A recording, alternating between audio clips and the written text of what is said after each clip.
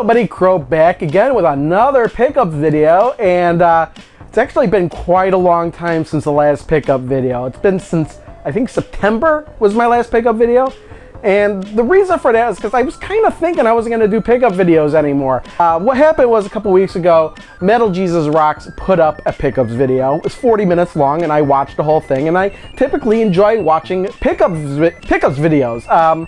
Metal Jesus Rocks and almost anybody else that does them. I mean, not that a whole lot of people do them anymore, but at least it seems like that to me.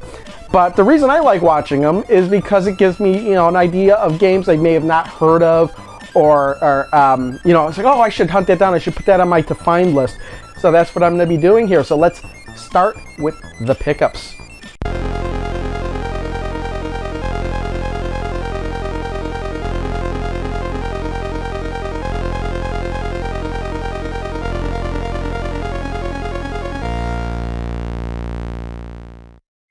So right off the bat, I'm going to start with the games that I picked up at the Midwest Gaming Classic last month. Yeah, about a month ago. It was April. So I'm going to start off with a Game Boy game here called Quark.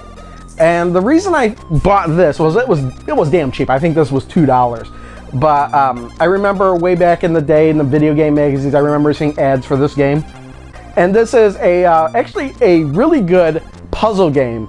Like it's one of the perfect games that you could play on the Game Boy, because it doesn't require too much action. You can sit there, you can think about the puzzles, figure out how to get your guy across the room. That's pretty much your goal in all these rooms. But you've got these swiveling doors, you've got holes that need to be filled in, and sometimes you need to get two people across, at least from what I played so far. I played all the first level levels. But yeah, this is a really good Game Boy game. Glad I picked this up. Next game I'm going to show here that I got from the Midwest Gaming Classic is a Famicom game called Tower of Druaga. I believe that's what it looks like to me. Tower of Druaga. The reason I picked this up is this is a game that was only released in Japan.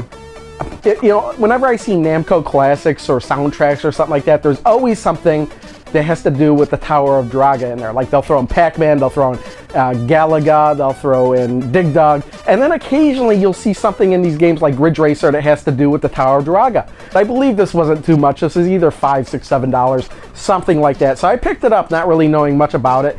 I don't really need to know Japanese how to play it, but it's kind of counterintuitive if you're used to modern gaming. But you're basically wandering around levels in this randomly generated dungeon. I mean, the levels are randomly generated, but the number of enemies in each level stay the same. And I kept getting killed all the time, and I couldn't figure out why. And the reason for that is, in order to attack enemies, you basically have to hold your attack button. So the guy's got his sword out and kind of bump into them.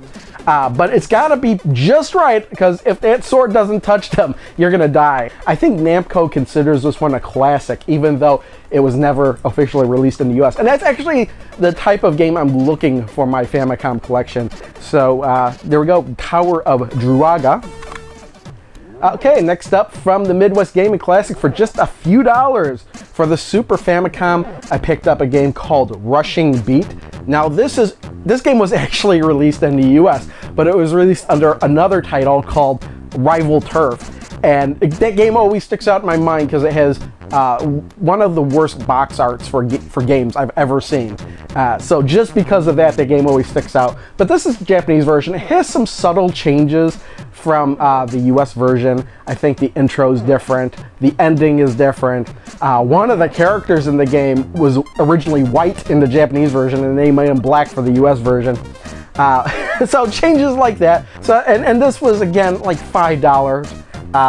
So it was one of those ones I just picked up, and that's a beat 'em up Super Nintendo.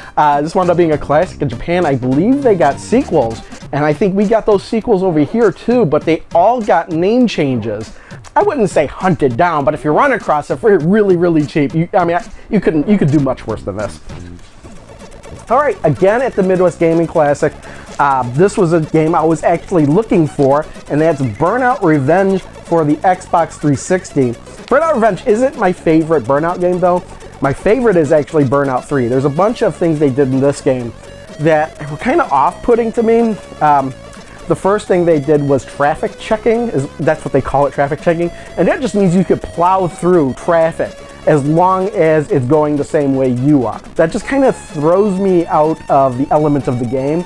I know it's unrealistic to begin with, driving so fast and being able to swerve, but just plowing through traffic, I don't know how I feel about that.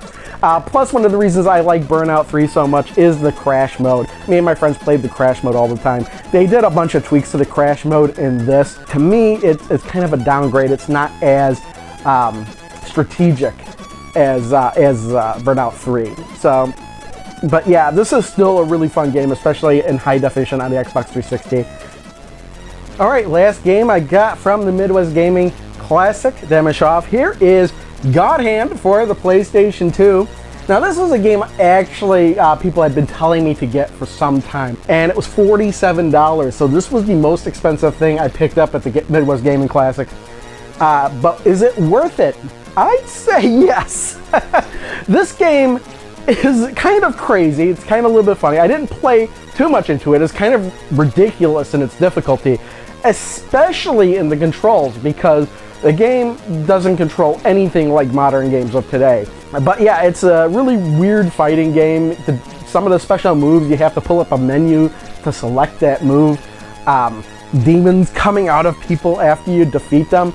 I don't quite know the whole story of it. Again, I only played a little bit of it, if I'm going to be honest. It plays awkwardly when you first start playing it, but you could get used to it. But I mean, this is one of those games I feel that needs to be remade. I mean, there's certain games that they remake them and you're like, why are they remaking that game? It was fine the way it was. This game really could use a facelift. Not to mention the fact that this cover art is kind of bad. I mean, that's probably why I didn't have too much good sales to begin with. I mean, look at that cover art. What am I looking at? All right, now I don't normally buy games on eBay. What I usually do is if there's a game I'm interested in, I'll put it on a list, and then when I go to a game convention or something like that, I'll look for those games.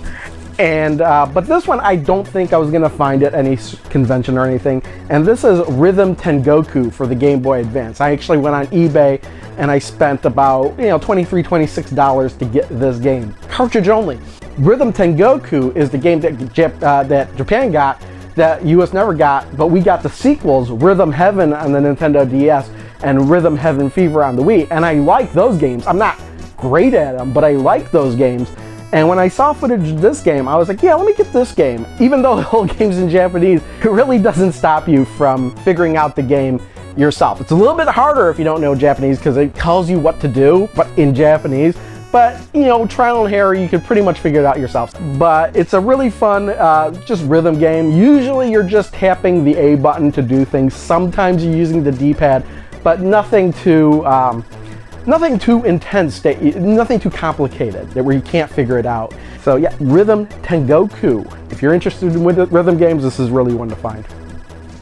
All right, if you watch some recent videos on my channel, you know that I got a Nintendo Switch. So I did get a bunch of games for it as well, but I did get one digital game on there. And that's one of the things I'm gonna kind of change up with these pickup videos. I'm gonna include digital games if I feel like it. So this is one of those games. What had happened was we got the Switch launch day one with Legend of Zelda Breath of the Wild. But the thing was though, I didn't have anything I could play with my wife. So I went online and bought snipper clips and downloaded it because it is kind of a two-player cooperative game. So what you do is you and the other player are running around these weird shapes, and when you overlap each other, the person that hits the cut button can cut the other person and form them into another shape. And the reason to do that is you're on the screen, you have to accomplish some sort of goal, whether or not to put like a basketball in a hoop, to sharpen a pencil, to hit certain buttons, to capture a firefly. So it's between you and the other person to cooperate and solve the puzzle. And cooperation is key because you kind of play until you get fed up with the other person and then quit. So, but it's fun otherwise. But I was kind of disappointed there's no physical copy, and I wanted something to play day one with my wife. All right, next Switch game we picked up was The Binding of Isaac Afterbirth Plus. The reason I got this, even though I have it on a PC, is because it's a physical copy of the game. And what's nice is it actually has a manual and some stickers. It came with a manual and stickers, and a reversible cover too. And I like how the booklet kind of looks like the Legend of Zelda manual. You know, long story short, Isaac, his mother was going to come kill him. He escapes to the dungeon, or it's his basement, but it looks like a dungeon. And he collects different power-ups and plays through the 5 levels and eventually fights his mom. It's a roguelike. If you die, you have to start all the way back from the beginning. Certain things can carry over from game to game, but that's all I'll say about it. Other than that, it's like a twin-stick shooter, but really I'm not going to go into too much more detail about it because I made a whole other video about it. And you know what? If you're interested in finding out more about what I think about that, I'm going to put a link to that video in the description because I know not a whole lot of people were interested in that. But yeah, honestly, this is the only way I know of that you can get Binding of Isaac in a physical release, physical copy. And of course, I've had Puyo Puyo Tetris pre-ordered for the Switch ever since that I had the Switch pre-ordered because I was looking up game releases and stuff. And it's like, yeah, this is something I'd like to have. This came in a cardboard box, which kind of surprised me. And the reason it did was because it includes 2 keychains, one for a Puyo Puyo piece and one for a Tetris piece. It's in a regular game case in here, but again, then they just had now the keychains that came out of the plastic bag, but you got the keychains here, and that's it. They kind of padded the rest of this with just paper, which is really poor packaging, I think. Puyo Puyo and Tetris, if you're familiar with both of those, that's pretty much what you're getting here. But where the interesting thing is how they mixed up the games.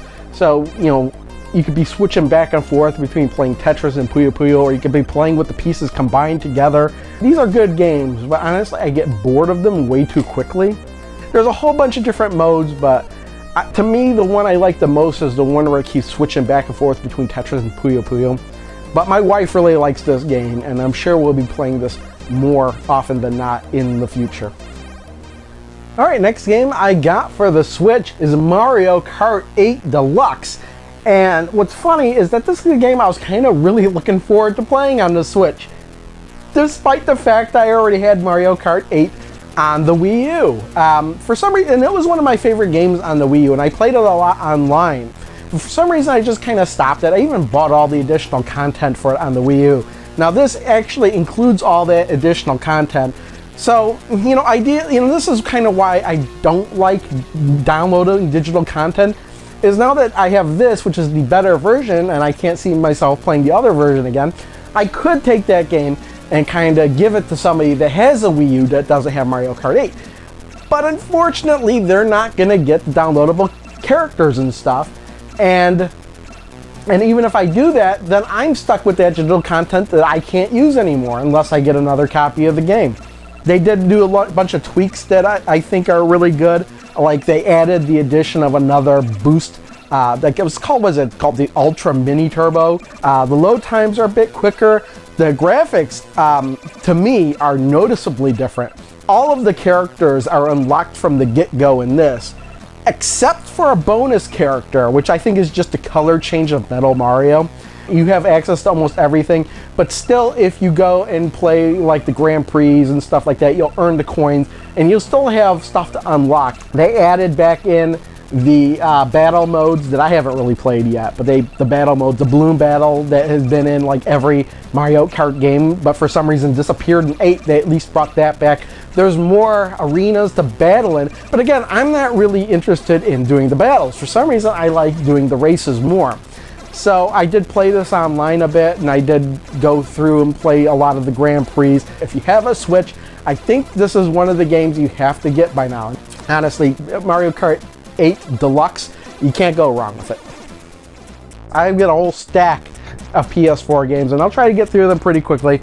But we'll start out with the ones that were not limited run games. I'm going to start out with this one here, Guilty Gear Xrd Revelator. Reason I bought this is because it was extremely cheap on Amazon at the time. I think at the time I bought this, it was under $20.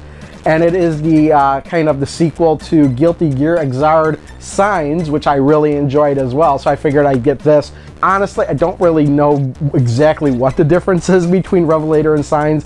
I just kind of wanted to get this because I enjoyed Signs so much. There might be more characters added in this and everything. It's just something that I could pop in and play and wow at the graphics, I think.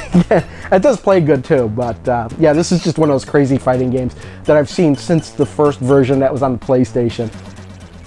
All right, next game I got here is Shantae Half Hero Genie, and the reason I bought this is because last year I did buy 2 Shantae games off of limited run games. So I did get Shantae Risky's Revenge and Shantae and the Pirate's Curse, these 2 here. But since I played those, this was the first one that was actually released like normal, I guess, regular release. But since I played those and I enjoyed them, I figured I'd buy Shantae Half Hero Genie, and the reason this comes in social weird box is because this comes with a soundtrack as well. The whole premise of this game, you're a genie and you can transform into different creatures or whatever. Usually they're power-ups you find within the game. It's a platformer where transformations, you have to use those transformations to try and pretty much solve these platforming puzzles. There's a lot of backtracking to different areas to get certain items that you didn't get. But if you do see this one, pick it up. Alright, next game I bought is Persona 5, and this is the Steelbook. And this was one of the reasons why I bought the game, is because I was able to get the Steelbook. But the thing is though, the Steelbook is limited to a certain number, and it costs the same price as the regular game. So I went with it, and I actually haven't played a Persona game since the very first Persona game, what was called Revelations Persona on the PlayStation 1. A lot of people really like this game. It got really great scores. So, and it's a JRPG, turn-based combat. I've only played about 2 hours of this game. That's all I've been able to play since I bought this. Again, I bought this on Amazon, so I did get the discount too, so I really only paid like $40-something for this. But I'm really enjoying this game so far. It kind of reminds me a lot of the original Persona game. But, you know, it's got really good animations, you know, hand-drawn animations for cutscenes, lots of speech. I only was in a couple of battles, but I could tell I'm going to have a fun time with this game. So, yeah, I know everybody's probably heard of Persona 5 by now, but I picked it up. I am planning on playing this. I'm going to probably be jumping between this and Mario Kart 8 until I'm done with this, I think. This game specifically is the game that I'm blaming Metal Jesus Rocks for his last pickups video, where I immediately had to go online and buy it, and that's Hyperlight Drifter. Now, I was going to buy this game on Steam, actually. I had it in my wish list, and I was just waiting for some sort of really good sale before I bought it. But him and Radical Reggie, I think it was Reggie that actually was talking about this game. He's the one that bought it. I was like, oh man, there was a physical copy of Hyperlight Drifter. I'd rather have that. And then he said, oh, just go to this website. What was the website? I am 8-bit. Yeah, I am 8-bit. And I went there, and they were still selling copies, and it was $30. I actually got this in the mail yesterday, and I played it for about an hour this morning. And when you pick it up, this case is really heavy. It comes with a really thick manual. It comes with this huge map. I'm not going to unfold this, but it's a huge map of the area. It's all that's on it is a map. And, oh, is this a double-sided? Oh, it is. I just noticed that the insert's kind of double-sided, and it's really got this gold foil on the other side. But as I was playing this, it was surreal, because it felt like I was playing like an old 386 or 486 computer game, PC game. Your character he's some sort of I don't know exactly, he comes out of nowhere, and he's sick, he's always coughing up blood. You're wandering around this landscape, there's no speech, everybody kind of communicates to one another through noises and visuals. You got your gun, you've got your sword, you've got a move that kind of just dashes you across, like you can go across chasms or whatever. And it's just really fun, and the way they make it so you're not always just shooting everything. You only have a certain number of bullets, but if you run out of bullets, you can hack and slash certain things, and that will gain ammo back for you automatically. Honestly, if you like what you're seeing, you should try to jump on that website and possibly get a physical copy if you really like it, because honestly, this is the way to go. limited run games. Now, if you're not familiar, limited run games is a website that will publish and make limited numbers of previously digital only games. These are games that are really highly regarded and whatnot. And they usually only release them on the PlayStation 4 and or the PlayStation Vita. I usually go for the PlayStation 4. We'll start out with Stealth Inc., a Clone in the Dark Ultimate Edition. And honestly, this is one of those ones I was kind of interested in, but I didn't really know anything about until I got it and started playing it. And holy crap, this game is really good. I thought it was going to be more of a 3D deal, but it's not. It looks more like a 2D platformer, but you do have to, it's a little bit of trial and error with this to get from where you are to the exit without getting killed. And you will be getting killed. There's lasers, there's just things that'll happen. You hit a button, not realizing what'll happen, and then you'll be unprepared for it, and you'll get killed. But then the next time, you know that when you hit that button, you know what's going to happen, you can prepare for it. You just have to avoid, a lot of it is avoiding cameras, sticking to the shadows, creating shadows, in some cases, destroying cameras if you can. I find this more fun than I thought I was going to, and I'm glad I picked this up. So that's Stealth, a Clone in the Dark Ultimate Edition. Next game I have here is a game by Jasper Byrne, Lone Survivor, the Director's Cut. And I said that because that's literally what it says on the top here. I played it a little bit, and it's like an 8-bit survival horror game, or maybe a 16-bit survival horror game. So everything is super chunky graphics. It's like super chunky retro graphics. But yeah, it's really odd, a survival horror game where you can kind of go through mirrors and stuff. All you really know is that I don't know if you have like some sort of amnesia or something, but you're stuck in this apartment. The world's gone crazy outside. There's people turning into zombies or something. I don't know if they're zombies or what. I'm just gonna call them zombies. They're like Resident Evil monsters, but 8-bit graphicized. And you have to hide in the shadows from them. And it's really odd because you have to eat and you have to sleep every night. I'm not a big survival horror person, but if I was going to play a survival horror game, this would be it. It's really interesting. Next game up here I bought was The Swapper. This is a really interesting puzzle type platformer game. But what makes this one interesting is you're like this astronaut who's stuck in, I don't remember where he is. I don't know if he's stuck in a spaceship or something. But you find the swap light or gun or whatever it is.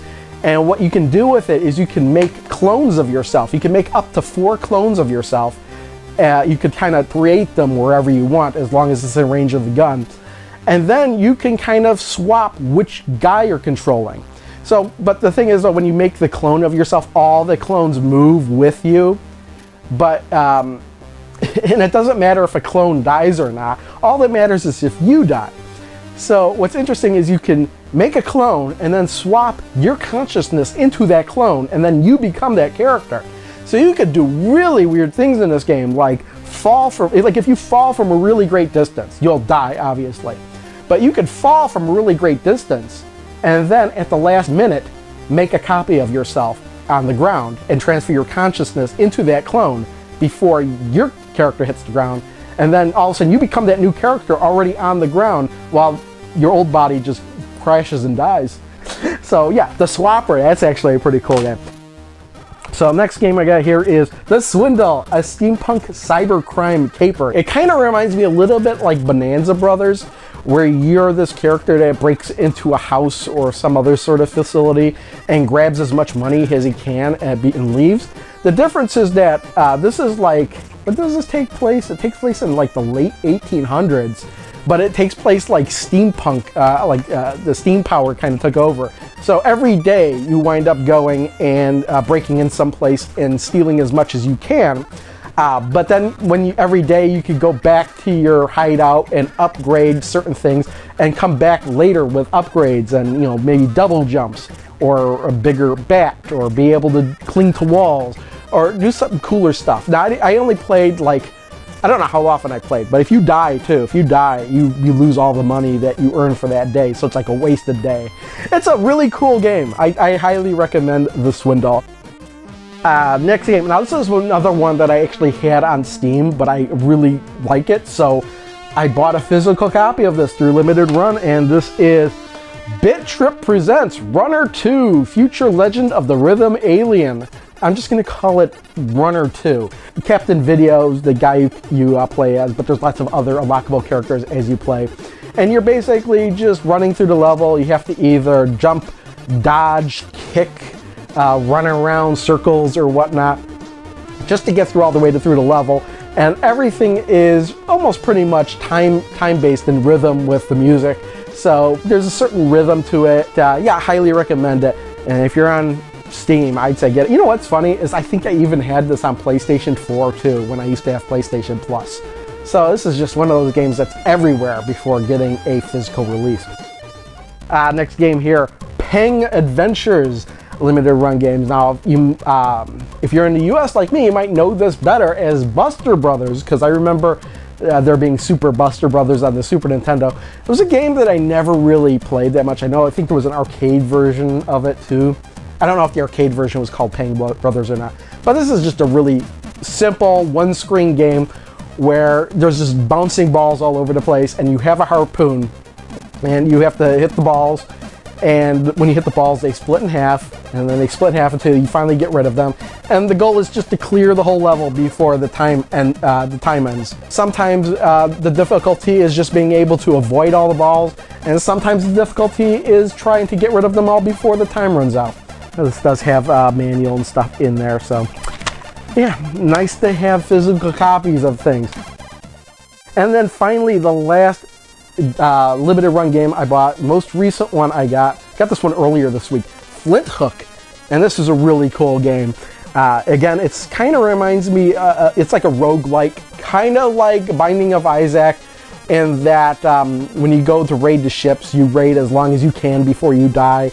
But then you start again from the beginning, but that doesn't stop you from upgrading stuff for your next run. So it doesn't feel like you're really starting again from the beginning, because you wind up upgrading certain things as you go along. But basically, this is a really cool game, because I always like games where you get grappling hooks, and that's a major part of this game, is the grappling hook. Again, you go from room to room in these ships, you don't know what you're gonna find. You might find some sort of puzzle platformer room. You might find a room loaded with enemies you have to defeat before you can exit.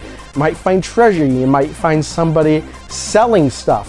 The goal is to just get the item you're in there for, and then you leave. But you can explore the whole ship if you want to. It takes a little bit of getting used to the controls, but once you play it for a little while, it becomes second nature. No problem playing this at all. Very good game, very fun game. Now we're almost done. I have, well, 3 more games to talk about here. And if you didn't know, I actually subscribe to the Indie Box. You might still be able to go on the indiebox.com and buy these games, though, you know, the physical version of the game, although it might cost a little bit more now than if it was you were actually subscribed to it. But again, all these games are on Steam to begin with, so if you wanted just the digital version, you could go with it. So, first game here I'm going to talk about is You. So I got the box copy of You here. Now, so this is a game where it's really interesting, because everything starts out black and white, and you can see that there are kind of colored obstacles throughout the levels or whatnot. And as you go through the game, you get more colors to add to your color wheel.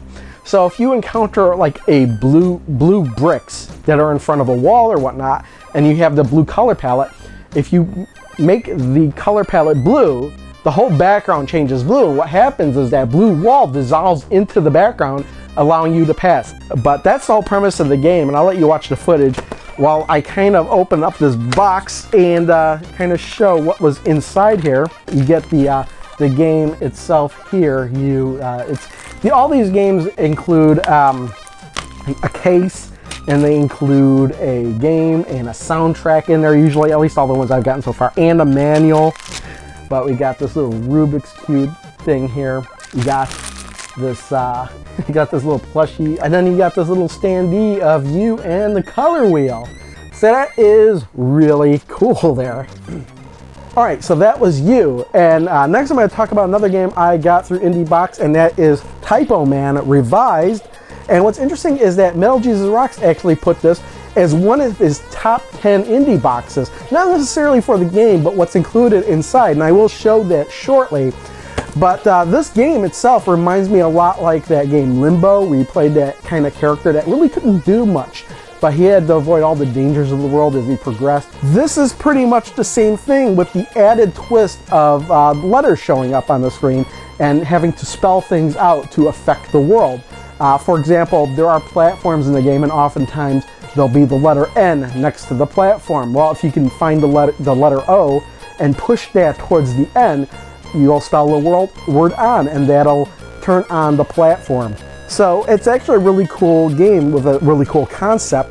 But what is in this box? Well, for starters, like always, you get the game case here, and of course there's the soundtrack and the game in it.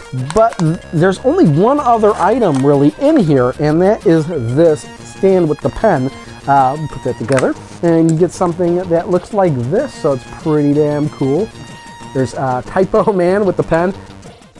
Alright, so that was Typo Man Revised. The very last game I'm going to show here, the last indie box game, is something I got actually not too long ago, a couple days ago. And what happened was I actually got a card in the mail first. And this card said this. It says, "A very special letter from Team Meat." And you open it up and it says, "You're done." And actually, to give this more reference, is this came in what essentially was a glitter bomb. So there was glitter, like it was coming out of the envelope. I pretty much opened it over a garbage can. There was glitter all over the stuff. And despite the fact that I kind of opened it over the garbage, glitter still got it some places. And it was like all stuck to this. I wound up taking a piece of masking tape and, using that to several pieces of masking tape actually get all the glitter off this card because I wanted to keep it, because I'm actually going to put it in the box in the next game. And this was just kind of, this was kind of like a prelude. Like a couple days later, I got this. This is the box copy of Super Meat Boy. This is kind of a collector's, I don't know if it's really a collector's edition or whatnot. Yeah, and actually the packaging is making it seem like Dr. Fetus, who's the villain of the game, has marked up the box. So it says like Super Dumb Boy in the beginning. It says, "I'm a loser," and then he's the true hero. And down here at the bottom on the back, he's marked off as the cool guy. But what do you get in this box? Well, firstly, you get the game in a package like this, and inside you get your game and your soundtrack, and you get your manual, and you get some other stuff in here. But also it's got a reversible insert in here, so you've got a like somebody just drew on that kind of insert. You get this little bag of meat bits, and then you get this thing, which is the official Dr. Fetus level skipper. You know that this isn't going to be able to skip levels or anything, but just to give you an idea, this is what happens when you hit the button. This message is special because it can only be heard by morons. Please never forget that you are a failure. The person that pressed this button is an idiot. So I never really even talked about what the game is, but what's funny is I actually have had this game on Steam. It's like one of the very first games I bought on Steam. I bought this way back in 2010 originally. So I finally got a physical copy of a game I bought 7 years ago. Meat Boy pretty much runs through the level. His goal in every level is pretty much to get to Bandage Girl. But it's a crazy difficult game, and you're expected to die more than a few times. And what's funny is that if there's a level that takes you a particularly good number of times to get through, when you finally do get through it, the game automatically jumps into like an instant replay mode where it shows all your subsequent trials simultaneously, so you can see like tons of Meat Boys running through the level and dying, which are just replays of every time you've attempted the level. And that's one of the things I really enjoy about the game. I didn't show you everything, but what you may or may not be familiar with, and I kind of touched upon it briefly, was that I was doing a series called Game Fodder. Well, I probably still am, I don't know.